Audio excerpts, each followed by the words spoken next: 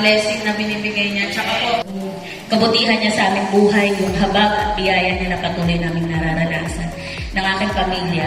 Tsaka nagpapasalamat po ako sa mga kasamahan ko dito. Ito po sa mga kananayan na naririto. Papasalamat po ako sa buhay ng bawat isa na narito. Lalo na yung mga kasama ko po. Sa gym.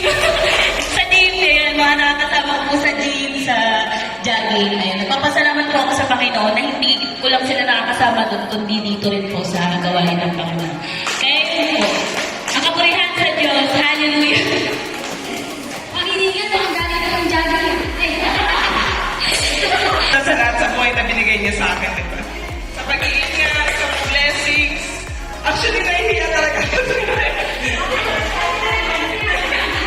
Actually, nahihiya talaga ako matindi dito kasi hindi naman ako perfect eh. Diba?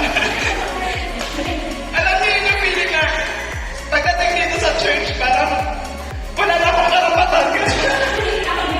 Hindi nga sabi sa inyo, pinag ko sa sarili ko na parang hindi na ako welcome dito sa simbahan.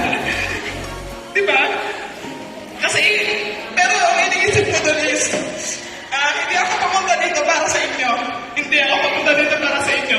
Andito ako para linisin yung sarili ko.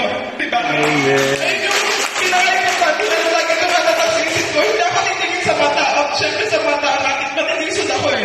Sa mga tao, alam ko naman kung nagkakamali din sila. Pero pumunta ako dito para linisin yung sarili ko sa mga pagkakamali nagagawa ko sa buhay ko, diba?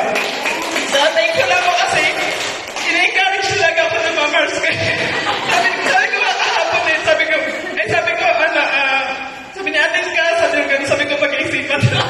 Pero hindi, dinala talaga ako ng Diyos dito eh. Hindi ako yung pumunta dito, kundi yung Diyos yung nagdala sa amin sa lugar na to.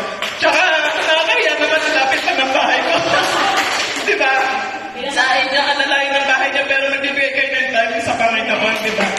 Eh, coach niya ako na nandito na ako, halos naririnig ko yung mga gawain dito sa simbahan, pero yung sa puso ko talaga sa ato.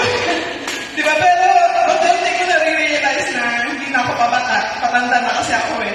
So, dapat, talaga, focus na rin ako sa Pero minsan kasi hindi ko na maiwasan kasi talagang busy. Busy talaga sa minsan sa work, minsan sa katamaran. Pero hindi, thankful sa Panginoon kasi binigyan niya ako ng pagkakataon ngayon na makinig na naman ang salita niya, na matagal ko na hindi napakinggan, diba? So, thankful talaga ako sa inyong lahat kasi nandito ako, hindi dahil sa inyo, kundi dahil sa Diyos na buhay. Ibibigay ko yung sarili ko sa Kanya sa oras na to kasi alam ko siya lang maglilinis sa akin, siya lang yung magbibigay ng kalakasan.